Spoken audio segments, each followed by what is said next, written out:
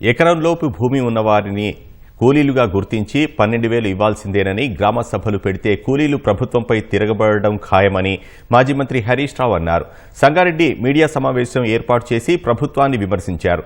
CM మాటలు కోటలు దాటుతున్నాయని, చేతలు గడప దాటడం లేదని, రైతులకు ఇచ్చిన మాటలు తప్పినందుకు రేవంత్ రెడ్డి ప్రజలకు క్షమాపణ చెప్పాలని డిమాండ్ చేశారు. మోసమే కదా, అన్ని పంటలకు బోనస్ అంటివి మోసం చేస్తేవి, 2 లక్షల మీద ఉన్న వాళ్ళకి కూడా 2 లక్షలు రుణమాఫీ చేస్తా అంటివి మోసం చేయబడితివి, రైతు భరోసా 15,000 అంటివి మోసం చేయబడితివి, పంటల బీమా అంటివి మోసం చేస్తేవి. లాస్ట్ కు పాపంగా వ్యవసాయ కూలీలను కూడా మోసం చేయాలనా?